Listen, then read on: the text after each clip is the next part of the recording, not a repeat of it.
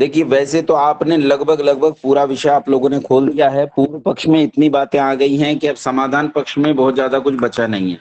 आपने सारे विषयों को बहुत अच्छे से कह दिया है, लेकिन फिर भी मैं एक बार इन सारी चीज़ों को जो आपने कही हैं, इन सारी चीज़ों को एक बार फिर से आपकी सारी बातों को जो अलग-अलग आप लोगों ने कही है, एक जगह संकलित करके आप लोगों को बताता हूँ। देखो, पहली तो बात ये है, इसे ध्यान से समझना कि ये जो शाकाहार और मांसाहार की टर्मिनोलॉजी यानी शब्दावली तैयार की गई है, ये धूर्तों के द्वारा तैयार की गई है। शाकाहार और मांसाहार की टर्मिनोलॉजी आपको फंसाने के लिए तैयार की गई है, इसमें आपको फंसाया जाता है। ना तो शाक खाने से रोका गया है, ना तो मांस खाने से रोका गया है, ना तो शाक खाने के लिए कहा गया है, ना तो मांस खाने के लिए कहा गया है। भोजन को जब हम बांटते हैं तो हम दो हिस्सों में बांटते हैं। हम बांटते हैं भक्षाभक्ष में, क्या खाना चाहिए और क्या नहीं खाना चाहिए, इसे कहते हैं भोजन। भोजन का मतलब शाकाहार और मांसाहार नहीं है। भोजन का मतलब है क्या खाना है और क्या नहीं खाना है। जो खाना है वो खाना चाहिए और जो नहीं खाना है वो नहीं खाना चाहिए। इसके लिए आसानी से एक बात को समझें कि सारी वनस्पतियां खाने लायक नहीं होती। क्या हम सारी वनस्पतियां खा जाते हैं? संसार में ऐसी बहुत वनस्पतियां हैं जो हमारे खाने लायक नहीं है। ऐसी बहुत सारी वनस्पतियां हैं जो जहरीली हैं। अगर आप उन वनस्पतियों को खाओगे जो जहरीली हैं तो आप ही मर जाओगे। तो वो भी अभक्ष के अंतर्गत आती हैं। ऐसी बहुत वनस्पतियां हैं जो अभक्ष है, जो खाने लायक नहीं। अब बात आती है कि मांस अभक्ष है या नहीं है, मांस भक्ष है क्या अभक्ष है, मांस को खाएं कि ना खाएं। तो पहले अपने शरीर को देख लेते हैं, क्या हमारे शरीर को मांस खाने के लिए डिजाइन किया गया है। तो पहले हम एक मांसाहारी जंतु को देखते हैं कि मांसाहारी जंतु में कौन कौन से लक्षण होते हैं, शाकाहारी जंतु में कौन कौन से लक्षण होते हैं। हमारे लक्षण दोनों में से किसके साथ मिलते हैं? हालांकि ये आप सब ने मिलके बहुत अच्छे से बता दिया और अंत में प्रवीण जी ने तो बिल्कुल लगभग बिंदुवार बता दिया है, तो उसमें कुछ बचा नहीं है। फिर भी मैं बता देता हूं कि जो शाकाहारी जो मांसाहारी जंतु होते हैं, मांसाहारी जंतु पानी को जब पीते हैं तो वो जीभ से चप चप करके पीते हैं। जैसे आप कुत्ते को देखिए, वो जीभ से पानी पीता है, बिल्ली जीभ से पीती है, भेड़िया जीभ से पीता है, सिंह जीभ से पीता है। जो भी मांसाहारी पशु हैं वो सब जीभ से पानी पीते हैं। इसके विपरीत जो शाकाहारी जीव होते हैं वो सब होठ से पानी पीते हैं। जैसे बकरी है, घोड़ा है, गाय है, भैंस है, ये सब जीभ से पानी पीते हैं। मनुष्य इन दोनों श्रेणियों में शाकाहारी पशुओं वाली श्रेणी में आता है। ये जीभ से पानी नहीं पीता बल्कि होठ से पानी पीता है। होठ से भीतर चलते हैं तो दांत यानी जबड़ा। पहले हम जबड़े को देखते हैं। तो जबड़े को जब हम देखते हैं तो मनुष्य का जो जबड़ा है वो गाय भैंस के जबड़े से मिलता है, वो भेड़िए के जबड़े से नहीं मिलता। भेड़िए के जबड़े में नुकीले कीले होते हैं, कुत्ते के जबड़े में नुकीले कीले होते हैं, और वो उसे चीरने और फाड़ने के लिए होते हैं, क्योंकि उन्हें बनाया मांस खाने के लिए गया है। तो मांस को चीरना पड़ता है तब, क्योंकि वो उबाल तो सकते नहीं, आग पे पका तो सकते नहीं, इसलिए उन्हें उसे चीरना पड़ता है और चीर के वो खाते हैं। इसलिए उनका जो जबड़ा डिजाइन किया गया है वो कच्चे मांस को चीरने के लिए बनाया गया है। लेकिन मनुष्य का जो जबड़ा है वो खाद्य पदार्थ को काटने और चबाने के लिए बनाया गया है। इसलिए उसमें सामने जो दांत होते हैं, कृदंत जो होते हैं, वो काटने के लिए हैं। हमारे कैनाइन टीथ जो कीले होते हैं वो भेड़िए जैसे नहीं है, वो भी काटने के लिए ही हैं। और इसके भीतर हमारी दाढ़ होती है जो उस भोजन को पीसने के लिए बनाई गई है, ताकि वो पीसा जा सके। अब इससे थोड़ा सा भीतर जाओ, जब इससे भीतर जाते हैं तो जीभ से ठीक पीछे, जहां जीभ की आपको जड़ महसूस होगी, उस स्थान पर जीभ के नीचे 6 लार ग्रंथियां होती हैं। ये 6 लार ग्रंथियां लार स्रावित करती हैं, मांसाहारी पशुओं में भी और शाकाहारी पशुओं में भी। लेकिन इनमें जो मांसाहारी पशु होते हैं उनकी लार में अम्लीयता बहुत ज्यादा होती, अम्ल होता है, ताकि उस मांस को यहीं से गलाना शुरू कर दिया जाए। जबकि हमारी लार में ऐसे पदार्थ होते हैं जो उसे उसकी लई बनाते हैं, ताकि उस लई को अंदर पीसने के काम आए। उसे जब अंदर ले जाते हैं तो और भीतर जाइए तो फूड पाइप को पार करके जब ये स्टमक में जाता है तो स्टमक में हमारे यहाँ जो स्राव होता है, जो हाइड्रोक्लोरिक एसिड निकलता है, वो फाइबर को पचाने के लिए निकलता है, जैसे शाकाहारी पशुओं में निकलता है। जबकि मांसाहारी पशुओं में वो फाइबर को पचाने के लिए नहीं होता। अगर मांसाहारी पशु फाइबर खा ले यानी घास खा ले तो उसका घास उसके शौच में ज्यों का त्यों निकल जाता है, उसका घास उसके शरीर में कभी पचता नहीं है। कुत्ते को कभी कभी घास खाना पड़ता है, क्योंकि कुत्ता अपना डॉक्टर खुद ही है, उसके लिए बेचारे के लिए कोई मोहल्ला क्लिनिक तो खुले नहीं है। तो उसे खुद ही अपनी चिकित्सा करनी पड़ती है। घाव हो जाए तो उसे चाट के ठीक करता है। तो कुत्ते को क्या करना पड़ता है, जब उसे कब्ज हो जाता है तो उस कब्ज से बचने के लिए वो क्या करता है, घास या कपड़ा खा लेता है। और घास या कपड़े को जब वो खाता है तो वो उसके भीतर चला जाता है और उसके भीतर के मल को अपने आसपास लपेटकर शरीर से बाहर निकाल देता है। इस तरह वो अपनी सफाई करता है। लेकिन वो जितना घास खाता है वो घास जस का तस बाहर निकलता है, क्योंकि उसके शरीर के भीतर आहार नाल में उस घास को पचाने के लिए किसी प्रकार का कोई भी रस स्रावित नहीं होता। घास पचाने के लिए स्रावित नहीं होता। हमारे शरीर में शाकाहारी पशुओं की तरह, हमारे शरीर में शाकाहारी जंतुओं की तरह इस घास को पचाने के लिए रस स्रावित होता है। जो बात कही थी प्रवीण जी ने, आहार नाल, शाकाहारी पशुओं की आहार नाल बहुत लंबी होती है। आपकी ऊंचाई कितनी होती है, 1 मीटर 1.5 मीटर है। कोई बहुत ही लंबा हुआ, बिल्कुल देवदानव हो गया तो 1.25 मीटर हो जाएगा, होता नहीं है इतना मीटर लंबा कोई आदमी। 1.5 मीटर का लंबा आदमी होता है। लेकिन आहार नाल 9-10 मीटर से भी ज्यादा लंबी होती है, 12-13-14 मीटर तक लंबी होती है। इतनी लंबी आहार नाल आपके पेट में पड़ी है, वो इसलिए पड़ी है क्योंकि फाइबर को पचाने के लिए समय चाहिए। फाइबर यूं ही नहीं पचता। फाइबर में से प्रोटीन, विटामिन और दूसरे जो मूल तत्व हैं भोज्य पदार्थों के, वो मूल तत्व उसमें से निकालने के लिए एक बहुत लंबा समय लगता है। इसीलिए आहार नाल को लंबा डिजाइन किया गया है ताकि उसके भीतर से उन पदार्थों को निकाला जा सके। दूसरा, शाकाहारी जंतुओं की अपेक्षा जो मांसाहारी जंतु हैं, उन मांसाहारी जंतुओं में आहार नाल बहुत छोटी सी होती है। छोटी सी आहार नाल इसलिए होती है क्योंकि मांस क्या है, मांस ऑलरेडी पचा पचाया भोजन है। आप जो शाक खाते हो, इसी शाक को पचाकर आपका शरीर जो है वो मांस तैयार करता है। तो मांस तो पहले से ही पचा हुआ है, शरीर में जाता है, खट से वो गल जाता है और शरीर में जो काम उसका होता है वो काम करता है उसके भीतर जाकर, और वेस्ट जो है बाहर निकल जाता है, शौच बाहर निकल जाता है। इसीलिए हमारे शरीर की जो आहार नाल को डिजाइन किया गया है उस शाक के लिए डिजाइन किया गया है। तो पहली चीज ये हो गई कि हमारा जो शरीर पूरा का पूरा, फूड का जो हमारा ऑर्गन सिस्टम है, जो फूड का अंग तंत्र है, भोजन के लिए जो अंग तंत्र हमारे शरीर के भीतर दिया गया है, वो वनस्पति खाने के लिए दिया गया है, मांस खाने के लिए नहीं दिया गया। पहली चीज। दूसरी चीज यहां अच्छे से समझ लीजिए कि हमारे लिए वो आवश्यक है जो खाना चाहिए और वो आवश्यक नहीं है जो नहीं खाना चाहिए।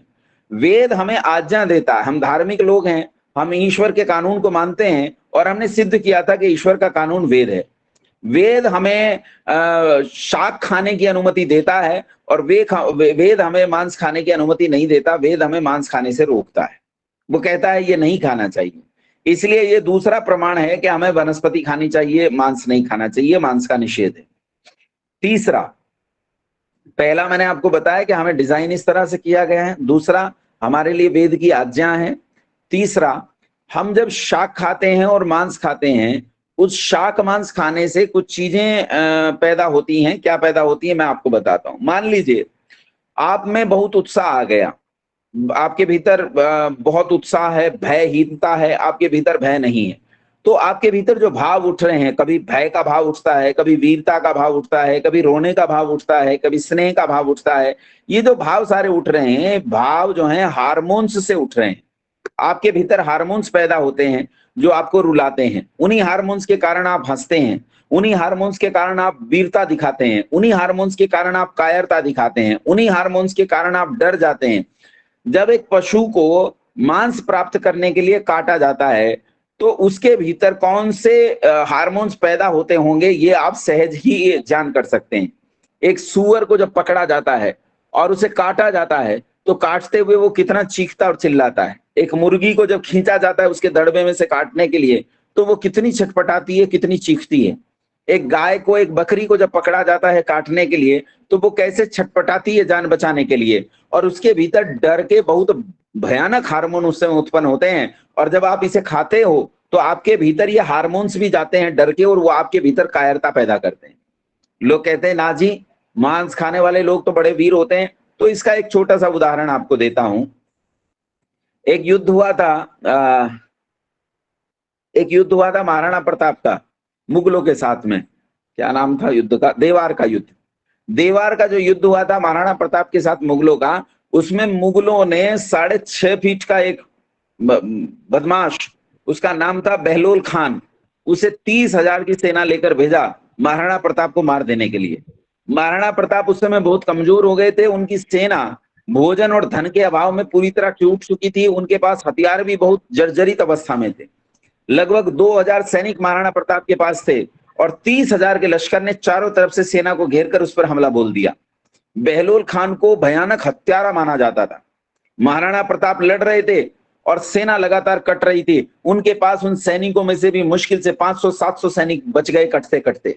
लेकिन तभी महाराणा प्रताप ने एक दृश्य देखा, एक भयानक दृश्य ये था कि महाराणा प्रताप के साथ एक सिपाही जो उनके साथ ही लड़ता भिड़ता रहा, उनके साथ रहा, वो उनके साथ लड़ते हुए शहीद हो गया।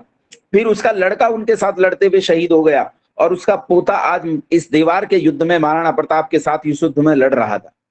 उस पोते को एक मुसलमान सैनिक ने तलवार से वार किया और उसकी गर्दन सर से, उसके धड़ से अलग हो गई। उसका सर धड़ से अलग होकर जमीन पर गिर पड़ा।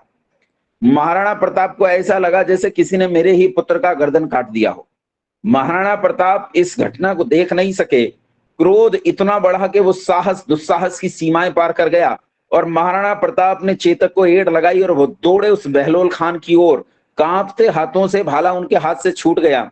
रास्ते में किसी मुगल सिपाही की तलवार उन्होंने छीन ली और बहलोल खान के पास पहुंचकर सिर पर खड़ी तलवार से वार किया और सिर से लेकर नीचे तक 2 हिस्सों में बहलोल खान को चीर दिया। इतिहासकार तो यहां तक लिखते हैं कि घोड़े को भी 2 हिस्सों में चीर दिया था उस तलवार से महाराणा प्रताप ने। और उसके बाद दृश्य ये था कि 30,000 का लश्कर आगे भाग रहा था और इनके पीछे हाथ में जूते चप्पल लिए हुए 300 लोग उन्हें भगा रहे थे। ये वीरता और कायरता का प्रमाण है कि जो लोग मांस खाते हैं उनके भीतर वीरता के हार्मोन्स ही पैदा नहीं होते, वो वीरता प्रदर्शित नहीं कर पाते समय पड़ने पर। लेकिन जो लोग शाक खाते हैं, अपने महाराणा प्रताप के बारे में सुना है कि महाराणा प्रताप जंगल में रहे और क्या खाई उन्होंने? घास की रोटियां। क्या महाराणा प्रताप के बाजू में बल नहीं था? क्या उनके भाले में कमजोरी आ गई थी? या उस जंगल में खरगोश और हिरन नहीं थे जिन्हें मारकर वो खा सकते थे? ये सब चीजें मौजूद थी, लेकिन तब भी महाराणा प्रताप अपना सिद्धांत जानते थे, इसलिए उन्होंने शाक खाकर अपना जीवन बिताया, कभी भी अपने सिद्धांत के विरुद्ध नहीं गए। ये मैंने आपको तीसरा कारण बताया। चौथा कारण, जब आप मांस बाजार से खरीद कर लाते हो तो क्या आप उस मांस को क्लिनिकली टेस्ट कराते हो? क्या आप उस मांस को लेकर किसी क्लिनिक में गए, किसी लैब में गए कि जरा इस मांस को चेक कीजिए कि इसमें एड्स तो नहीं है, इसमें कोई बीमारी तो नहीं है, इसमें कोई ऐसी बीमारी तो नहीं है जो ट्रांसफर हो सकती है? आप नहीं जाते। आप कसाई के यहाँ से मांस को खरीद के घर लाते हैं और पकाकर खाते हैं। वो बीमारी आपके शरीर में जाती है और आप उस बीमारी से बीमार होकर मर जाते हैं। आप जानते हैं कि ये जो एड्स नाम की बीमारी है, ये कहां से आई? अफ्रीका में एक ग्रीन मंकी नाम की प्रजाति होती है बंदरों की, उस प्रजाति के भीतर ये एड्स पैदा हुआ। इस प्रजाति को किसी दूसरे मांसाहारी पशु ने खाया, उस मांसाहारी पशु ने किसी शाकाहारी पशु को ऐसी अवस्था में घायल करके छोड़ दिया कि कुछ खा लिया और कुछ छोड़ दिया और वो भाग गया और वो बाद में ठीक हो गया। और इस तरह ये बीमारी उन शाकाहारी पशुओं में फैल गई। वहां से मांसाहारी मनुष्यों ने उन शाकाहारी पशुओं को खाया और जब उन्हें खाया तो ये बीमारी मनुष्यों के भीतर ट्रांसफर हुई। इस तरह पशुओं से ये एड्स नाम की बीमारी मनुष्यों के भीतर आई है। जब आप मांस खाते हैं तो इन बीमारियों के आने की 100% संभावना बनी ही रहती है। इसके अलावा आपने कितनी बीमारियां सुनी है? आपने बर्ड फ्लू सुना है। बर्ड फ्लू कहां से आता है? ये जो बर्ड्स होती हैं, बर्ड्स मतलब ये जो हैन वगैरह होते हैं, इन्हें आप खाते हैं। जो मुर्गियां होती हैं, मुर्गियों को आप खाते हैं तो उन मुर्गियों से ही ये बीमारी बर्ड फ्लू आपके भीतर आता है। ऐसी कितनी बीमारियां हैं, कितनी बीमारियां जो पशुओं से आपके भीतर आ रही हैं। इसलिए ये भी एक कारण है जिसके कारण मांस नहीं खाना चाहिए। इसके अलावा कुछ चीजें हैं जिन पर मुसलमान आप पर आपत्ति उठा सकते हैं या कोई मांसाहारी व्यक्ति आप पर आपत्ति उठा सकता है। वो क्या है? एक तो वो आप पर आपत्ति उठा सकता है कि आप मांस नहीं खाते हो लेकिन आप दूध पीते हो, घी खाते हो। दूध और घी मांस के भीतर से ही तो आता है। दूध और घी पशु के शरीर में से ही तो आ रहा है। तो जब आप दूध और घी खा रहे हो तो दूध और घी खाना मांस खाने के बराबर हो जाता है। आप निरुत्तर हो जाते हो, चुप हो जाते हो, आपके पास जवाब नहीं। सुनो ध्यान से, घी और दूध खाना मांस खाने के बराबर नहीं है। पहली तो चीज ये शाकाहार और मांसाहार दोनों में नहीं आता, इसे दुग्धाहार कहते हैं। ये एकदम अलग प्रकार का आहार है। और दूसरा इसका तर्क ये है, ध्यान से सुनना, कि आपके शरीर में कुछ ग्रंथियां होती हैं, जैसे लीवर एक ग्रंथि है, जैसे पेंक्रियाज यानी अग्नाशय एक ग्रंथि है, पिट्यूटरी ग्लैंड, मास्टर ग्लैंड एक ग्रंथि हैं। ऐसी बहुत सारी ग्रंथियां आपके शरीर में भरी पड़ी हैं। इन ग्रंथियों में से कुछ स्राव रिश्ता है, वो स्राव होता है। तो आपके जो गाय और भैंस के भीतर या मेरी माँ के भीतर जो दूध उत्पन्न होता है, वो दूध उन ग्रंथियों से उत्पन्न होता है जिन्हें स्तन ग्रंथियां कहते हैं, और इन स्तन ग्रंथियों के स्राव को दूध कहते हैं। चुनौती देकर कहता हूं, मेडिकल साइंस साबित कर दे कि दूध खून से बनता है या दूध मांस से बनता है। दूध उन ग्रंथियों का स्राव है, जैसे लीवर ग्रंथि का स्राव होता है, जैसे पित्त बनता है, जैसे आपके शरीर में अन्य अन्य हार्मोन्स बनते हैं, जैसे आपके अग्नाशय में बीटा सेल्स जो हैं वो बनाती हैं, इंसुलिन बनाती हैं। इसी तरह से आपकी स्तन ग्रंथियां जो हैं वो दूध बनाती हैं, और गाय भैंस की स्तन ग्रंथियां दूध बनाती हैं। इसी दूध को हम पीते हैं। अब कुछ लोग कहते हैं, वीगन टाइप के लोग कहते हैं कि ये तो बड़ा अन्याय है जी, आप बछड़े के हिस्से का दूध पी गए। हमने कहा भैया, बछड़े के हिस्से का दूध नहीं पिया है। ये परमपिता परमात्मा ने सब चीजों को कैसे डिजाइन किया है, इस इकोसिस्टम को तुम जब तक नहीं समझोगे तुम्हें कुछ भी समझ में नहीं आएगा। इकोसिस्टम क्या है?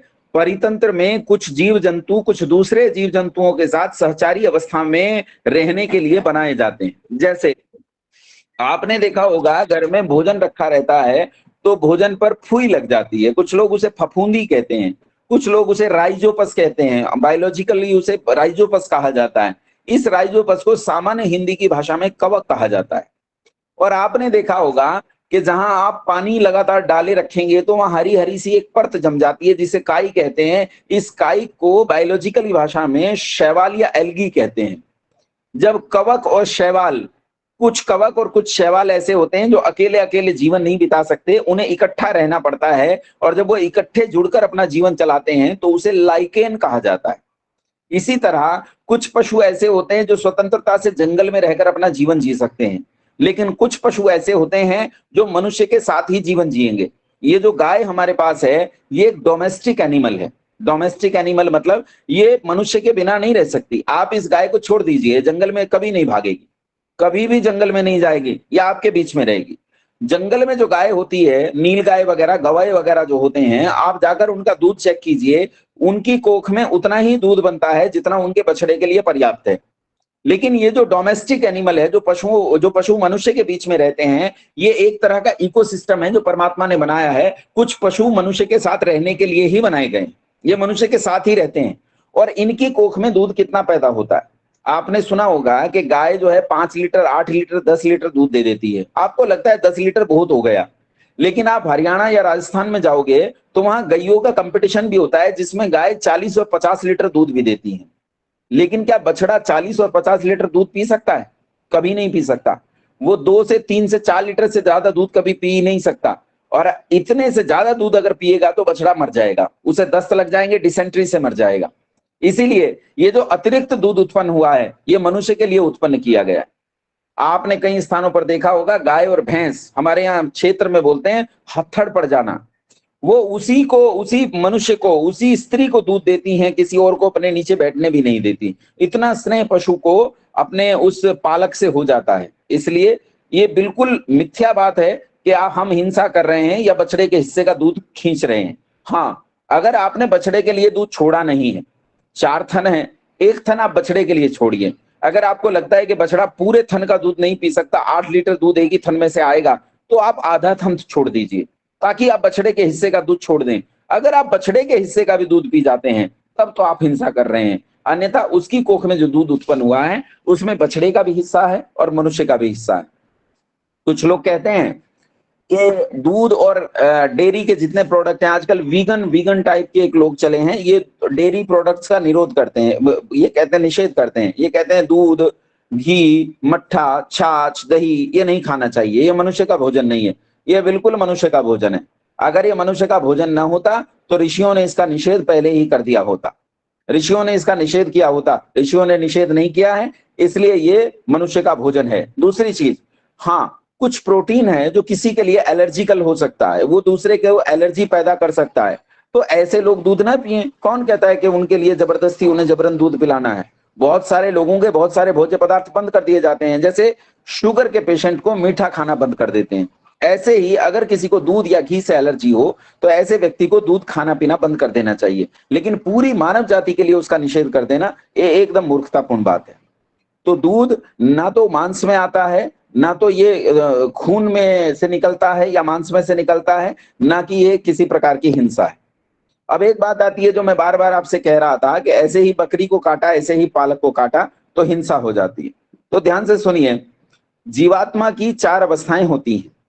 एक अवस्था होती है जागृत अवस्था। जागृत अवस्था यह है जिसमें आप बैठकर मुझे सुन रहे हैं। एक होती है सुषुप्ति निद्रा, गाढ़ निद्रा अवस्था, जिसमें हमें कुछ भी पता नहीं रहता। जब आप गाढ़ निद्रा में चले जाते हैं तो आपको कुछ पता नहीं रहता। एक होती है स्वप्नावस्था, जिसमें आप सोए तो हैं लेकिन पूरी तरह नहीं सोए, कुछ स्वप्न देख रहे हैं। और एक तुरीय अवस्था होती है, ये मोक्ष में या मुक्ति में होती है। तो ये जो पेड़ पौधे होते हैं, इनका जो जीवात्मा है वो गाढ़ सुषुप्ति की अवस्था में होता है। जैसे आपका कोई आदमी बहुत बीमार हो जाए, कोमा में चला जाए, तो जैसे कोमा में व्यक्ति चला जाता है वैसी अवस्था में इनका जीवात्मा होता है। दूसरा, परमात्मा ने दंड स्वरूप जिस मनुष्य ने गड़बड़ी की है उसकी इंद्रियां छीन ली जाती है। तो ये एक प्रकार की जेल है। परमात्मा ने जीव को यहाँ इन पेड़ पौधों में इसलिए रखा है ताकि उनकी आंख, नाक, त्वचा आदि इंद्रियां छीन ली जाएं। तो उनके पास सेंसेस ही नहीं है। किन्होंने बताया था? शायद अर्जुन शर्मा जी ने बताया था, बहुत बढ़िया उत्तर दिया था। अर्जुन शर्मा जी ने बताया था कि भाई उनके पास सेंसेस नहीं है, वो फील नहीं कर सकते हैं। और आप देखो ना, आपने पालक को काट लिया, क्या पालक दोबारा से नहीं निकल आता है? पालक तो दोबारा से फिर निकल आता है, उसका कुछ ज्यादा हानि नहीं होती है। इसीलिए वहां सेंसेस नहीं होने से उसे फील नहीं होता है। दर्द हमें तब फील होता है, हमारा भी तो ऑपरेशन किया जाता है तो हमें एनेस्थीसिया दे दिया जाता है, उस एनेस्थीसिया से हमें बेहोशी आ जाती है, हमें फील नहीं होता है, हम शोर नहीं मचाते हैं, हमें दर्द नहीं होता है। दर्द तो कहीं ना कहीं शरीर में हो रहा होगा लेकिन वो मेरे मस्तिष्क को नहीं पहुंच रहा है। उसी तरह इन्हें भी दर्द महसूस नहीं होता। और इन पेड़ पौधों को परमपिता परमात्मा ने वेद में हमें आज्ञा दी है खाने की, और इन्हें खाने के लिए ही उत्पन्न किया गया है। बात समझ में आई? ये था पूरा शाकाहार और मांसाहार। तो शाकाहार और मांसाहार की जो टर्मिनोलॉजी है वो दूध और पालक जैसी चीजों में आपको फंसाने के लिए बनाई गई है। जब आप कहेंगे मैं शाकाहार नहीं करता, इससे तो शाकाहार बुरी चीज है, तो वो कहेंगे तुम दूध पीते हो, तो समझ जाना कि ये टर्मिनोलॉजी गलत है। तुम्हें आज से कहना है भोजन 2 प्रकार का है, एक भक्ष और एक अभक्ष।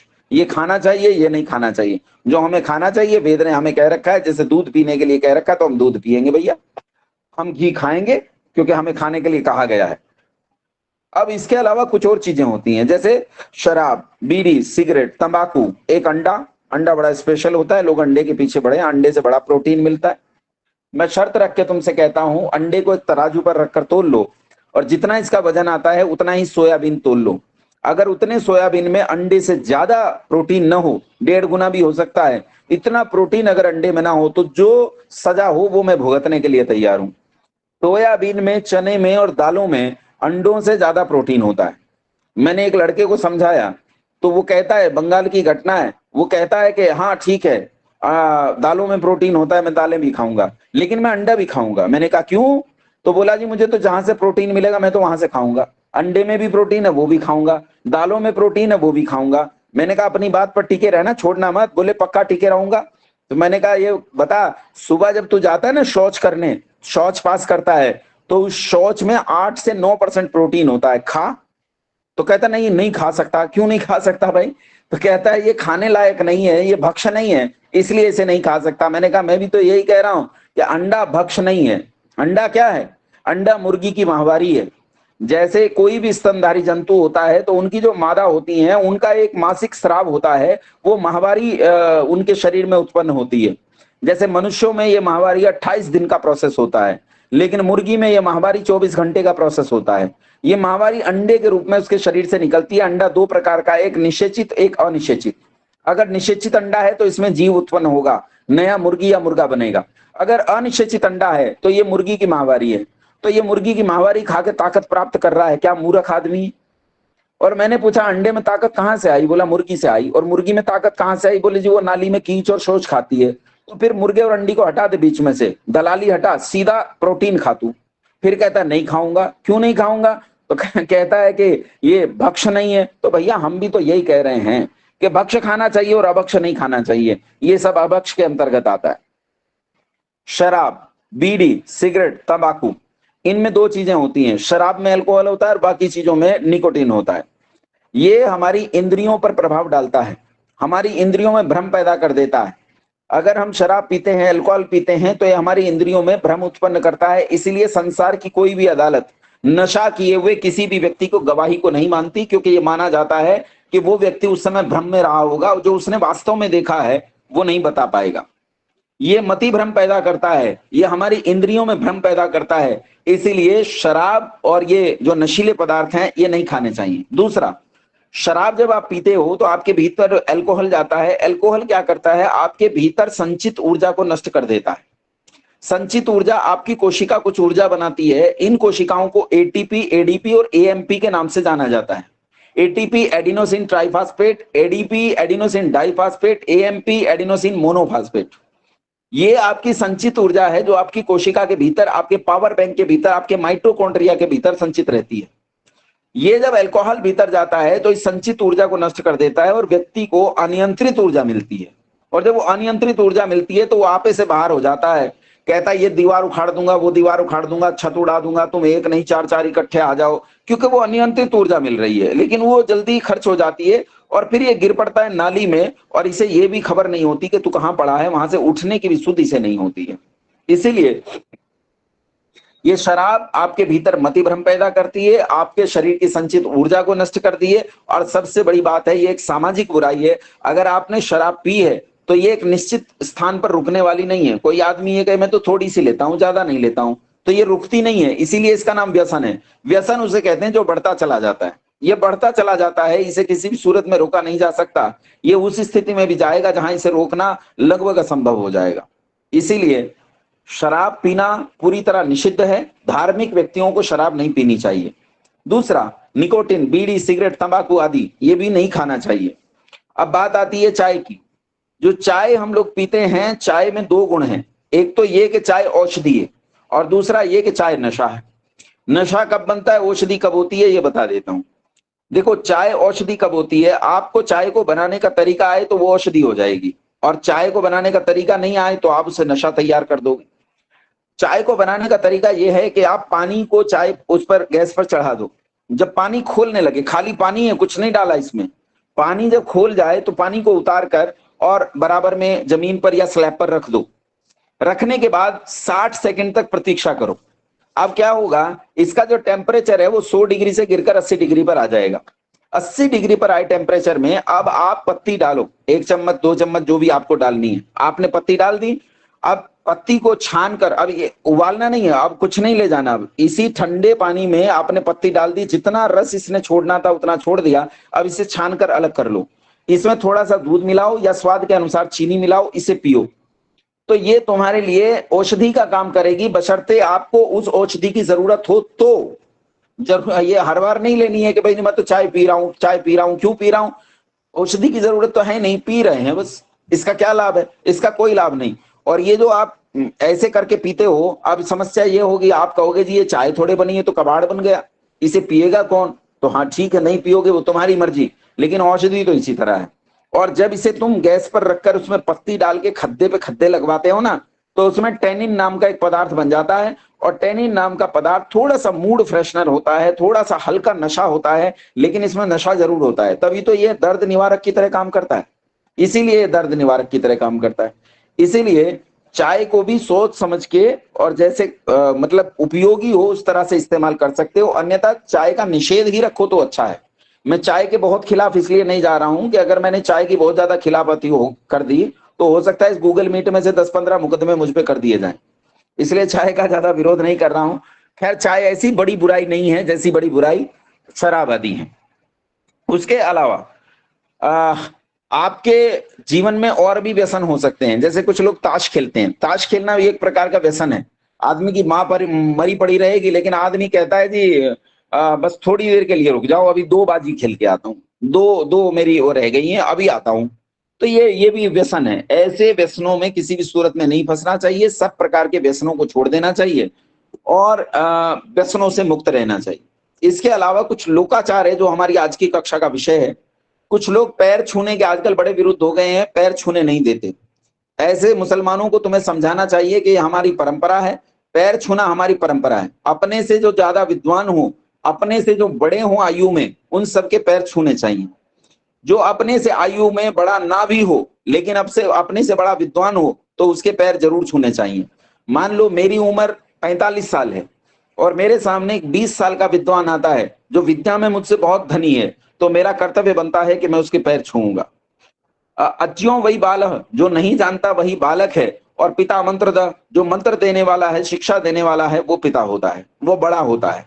इसलिए जो आयु में बड़े हैं, आपके माता पिता, आपके बंधु, बहुत सारे लोग होते हैं, आपको उनके पैर छूने चाहिए।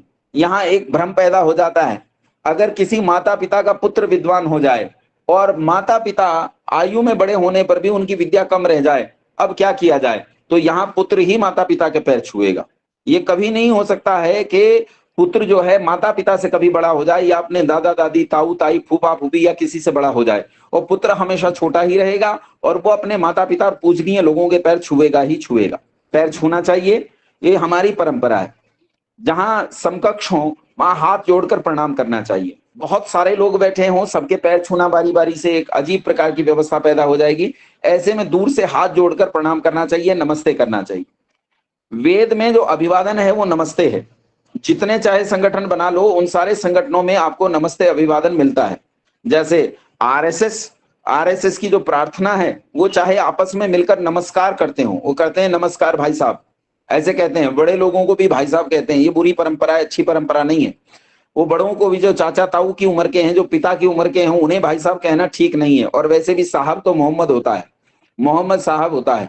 भ्राता जी कहो, भाई जी कहो तो ठीक है, भाई साहब कहना उचित नहीं है।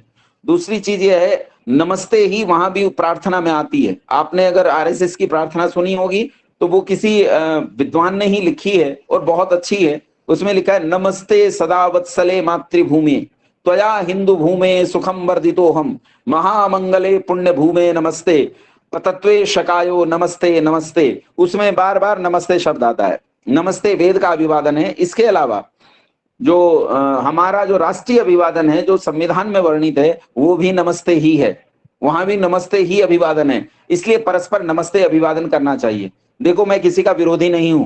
कोई ये कहे जी मैं तो राम राम ही करूंगा, तो करते रहिए, उसमें भी मुझे कुछ ऐसा नहीं लगता है कि कोई बहुत बड़ा पाप आपने कर दिया है। लेकिन फिर भी हमें अभिवादन में एक समान बनने का प्रयास करना चाहिए। संगच्छध्वम संपदध्वम संभो मनांसी जानताम। हमारे मन के भाव एक जैसे हो, हमारी वाणी एक जैसी हो, हमारे लक्ष्य के लिए हमारा पुरुषार्थ एक जैसा हो, ये हमें जरूर करना चाहिए। इसलिए अभिवादन को एक करने का प्रयास करना चाहिए। कितने लोगों ने अभिवादन बदल रखे हैं। कोई राधे राधे करता है, कोई राम राम जी करता है, कोई जय राम जी की करता है, कोई सत साहिब करता है, कोई मंगल साहिब करता है, और बहुत सारे हैं, पता नहीं, कोई हरि मुरारी करता है, कोई हरि हरि करता है, कोई कोई कोई बहुत सारे हैं। तो अभिवादनों में एक समानता आनी चाहिए, परस्पर हम सबको नमस्ते करनी चाहिए। और ताज्जुब की बात यह है, पूरी दुनिया जानती है कि भारत का अभिवादन नमस्ते है।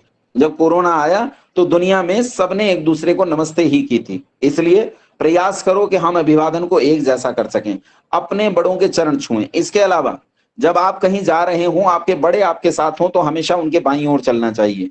जब चारपाई पर बैठो तो जिधर सिरहाना हो, जिधर तकिया रखा हो, कभी भी अपने बड़ों के सिरहाने नहीं बैठना चाहिए। अपने बड़ों से ऊंचे आसन पर नहीं बैठना चाहिए। वो जिस आसन पर बैठे हैं ऊंचाई देखिए, उनसे नीचे आसन पर बैठिए।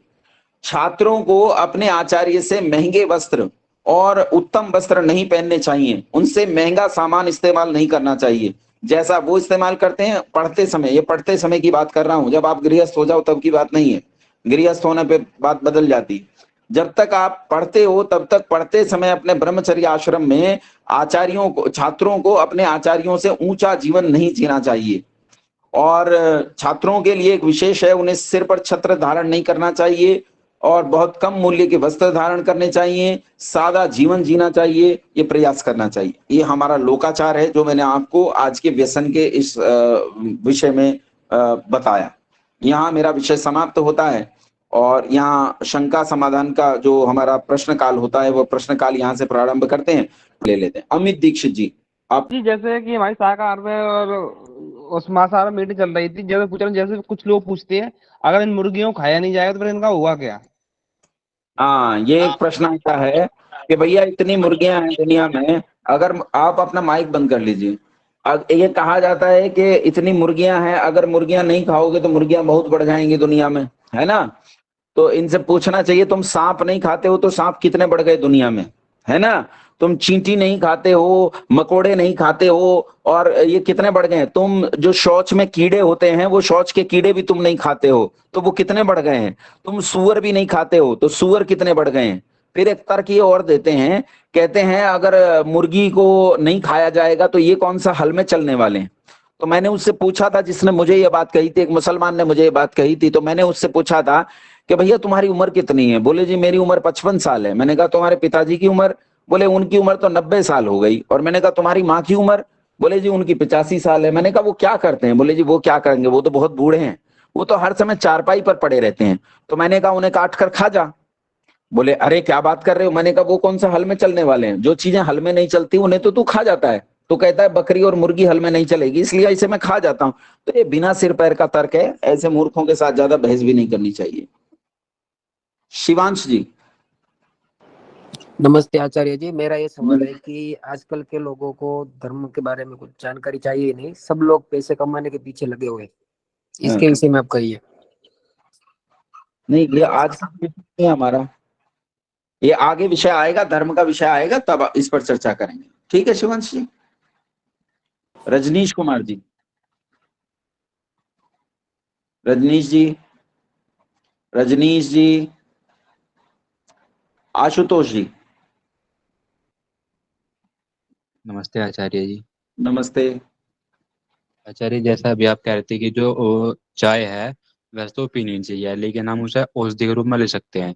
तो ऐसा ही एक प्रश्न ये है, जैसे एक गाँव बोलते हैं जो देसी शराब होती है, तो वो कई बार औषधि के रूप में उसको ले सकते हैं या नहीं ले सकते। हाँ बिल्कुल ले सकते हैं, लेकिन आपको अल्कोहल की जानकारी होनी चाहिए। क्या आपने फार्माकोलॉजी पढ़ा है? क्या आपने एमबीबीएस किया है? अगर आपने एमबीबीएस या फार्माकोलॉजी पढ़ा है, आपने डी फार्मा बी फार्मा करा है, तो आप जानते हैं कि अल्कोहल को लेना चाहिए या नहीं लेना चाहिए और कैसे लेना चाहिए। दूसरी चीज ये है, दुनिया की किसी भी पैथी में शुद्ध अल्कोहल कभी भी औषधि नहीं होता। अल्कोहल को किसी एक चीज के साथ मिलाकर लिया जाता है तब वो औषधि बनता है। जैसे होम्योपैथी के लोग किसी ना किसी चीज में मिलाकर उस अल्कोहल की अलग अलग मात्रा, उसके अलग अलग कॉन्सेंट्रेशन को लिया जाता है, लेकिन उसका एक निश्चित प्रोसेस होता है। अगर आप वो जानते हैं, आपने एमबीबीएस किया है, फार्माकोलॉजी पढ़ा है, तो जरूर आप वो कितना 1 ml 1.5 ml आधा ml कितना आपको लेना है वो आप ले सकते हैं। लेकिन इसका मतलब ये नहीं कि बोतल पे बोतल चला रहे हैं और कह रहे हैं देखो जी मैं तो औषधि पी रहा हूं। ठीक है। हितेश गर्ग जी। आचार्य जी हितेश जी। नमस्ते। नमस्ते। आचार्य जी मेरा प्रश्न है, जिस प्रकार से आपने कहा कि सुश्रुत संहिता में, मैंने भी ये पढ़ा, उसमें मांसाहार के बारे में बड़ा जिक्र है, इसके ऊपर आप थोड़ा स्पष्टीकरण देंगे। देखो, संसार में सब लोग धार्मिक नहीं होते हैं, संसार में अधार्मिक लोग भी होते हैं। संसार कभी भी ऐसा नहीं होता कि मनुष्य, सब मनुष्य शाकाहारी ही हो जाए। हमेशा आप महाभारत काल, रामायण काल आदि में भी जाके देखेंगे, विश्वामित्र गए राजा दशरथ के पास और उन्होंने राजा दशरथ से कहा कि राक्षस लोग हमारे यज्ञ को नष्ट कर देते हैं, तो राम और लक्ष्मण को हमारे यज्ञ की रक्षा के लिए कृपया भेज दीजिए। तो वो राक्षस जो लोग भी होंगे, वो राक्षस मांस खाते होंगे, तभी तो मांस को उनके यज्ञों में फेंक रहे थे। मांसाहारी मनुष्य हमेशा बने रहते हैं, तो मांस खाना धार्मिक लोगों के लिए निषेध है। ठीक है। अब गुंडे बदमाश को तो आप क्या समझाएंगे, गुंडा बदमाश आपकी बात थोड़े मानेगा। धार्मिक व्यक्ति आपकी बात मान रहा है, इसलिए धार्मिक व्यक्ति को यह समझाया जा रहा है, अन्य को नहीं समझा रहा। रही बात चरक और सुश्रुत की, चरक और सुश्रुत में यह बताया गया है कि कौन सा तत्व कहां कहां प्रकृति में पाया जाता है, जंतु शरीरों में किस किस स्थान पर कौन कौन से तत्व की अधिकता होती है, ये बताया गया है। वहां यह नहीं कहा गया है कि आप उसे खाएंगे, अपितु ये बताया गया है कि इस जंतु शरीर में इस स्थान पर तत्व है, उस तत्व को आप कैसे लेंगे ये भी एक तरीका है, उसका भी एक तरीका है। तो वो कैसे लिया जाएगा, उसके अनेक तरीके हैं। अब वो ज्यादा सारा शास्त्र पढ़ेंगे तब पता चलेगा, लेकिन वहां मांस धार्मिक लोगों के लिए सर्वथा निषिद्ध ही है। जी आचार्य जी धन्यवाद। शर्मा जी। अर्जुन शर्मा जी। आचार्य जी नमस्ते। नमस्ते अर्जुन जी। आचार्य जी जैसे आप बता रहे थे कि बड़ों के पैर छूने चाहिए, पर जितने हमारे हाँ जी। परिवार में भी होते हैं कहीं वो सज्जन नहीं होते, तो उनके लिए सिर्फ नमस्ते चलेगा, सिर्फ सम्मान के लिए? हाँ, नमस्ते, नमस्ते में कोई बुराई नहीं। आप ये देखकर, आप ये मापदंड देख करके सामने वाला व्यक्ति किस कैटेगरी का है, उसके चरण छूने चाहिए या नमस्ते करनी चाहिए, ये कर सकते हैं। ठीक है। और एक चीज मैं आपके याद दिलाने से मुझे याद आ गया, पत्नियों को अपने पति के पैर छूने चाहिए, ये भी हमेशा याद रखिए। आजकल एक बहुत बुरी परंपरा चल पड़ी है, आजकल एक फेमिनिज्म चल पड़ा है। उस फेमिनिज्म में क्या करते हैं, अपनी कन्याओं को लोग ये समझाते हैं, तू तो बराबरी की है, तू काहे पैर छुएगी। अरे भैया, वो बड़ा है आयु में आपसे, आप क्यों नहीं पैर छुओगे उसके।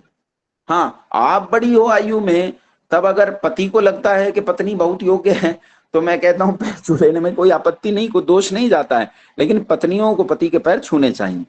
और याद रखो, पत्नी और पति शब्द जिस धातु से बने हैं ना, पत्नी और पति का अर्थ होता है प्रेरणा करने वाला और प्रेरणा करने वाली, यानी ये एक दूसरे के लिए गुरु होते हैं। आजकल लोगों ने गुरु कोई और बना रखा है, दाढ़ी वाला गुरु बना रखा है। वो आजकल वैसे सारे गुरु धीरे धीरे जेल में जा रहे हैं, लेकिन फिर भी आजकल लोगों ने गुरु किसी और को बना रखा है। तुम्हारे लिए तुम्हारा पति गुरु है, उसे ही गुरु मानो। ओमपाल यादव जी, नमस्कार जी आचार्य जी। नमस्ते ओमपाल जी। मैं आचार्य जी थोड़ा सा पूछना चाह रहा था कि नमस्ते और नमस्कार में भी कोई डिफरेंस है? हाँ, नमस्कार केवल क्रिया है, नमस्ते पूरा वाक्य है। अच्छा जी, लेकिन यूज करने में नमस्ते ही बेहतर रहेगा। नमस्ते ही यूज होगा, नमस्कार कर ही नहीं सकते आप। मैं आपके घर आया, आपने मुझे कहा आचार्य जी खाना खा लीजिए, तो एक तो ये तरीका हुआ, और एक दूसरा तरीका आप मुझसे कहते हैं खाना, तो ये सम्मान का नहीं है, शिष्टाचार भी नहीं है। आपने कहा खाना, या आप कहते हैं आचार्य जी खाना लगा दूं, खाना खा लीजिए, एक ये तरीका है। तो नमस्ते ऐसा ही है, नमस्कार केवल इतना है कि आपने कह दिया खाना। ठीक है, ठीक है सर जी। एक चीज और जो आप बताते हैं सर जी, क्या ये लिखित रूप में भी मिल सकता है? लिखित रूप में है तो सही, सत्यार्थ प्रकाश और ऋग्वेद, आप मैंने आपको कहा था सत्यार्थ प्रकाश और श्रीमद् भगवत गीता पढ़िए, बहुत कुछ मिलेगा। ठीक है सर जी, बहुत धन्यवाद आपका। ये पत्नी वो आपका कर्तव्य है।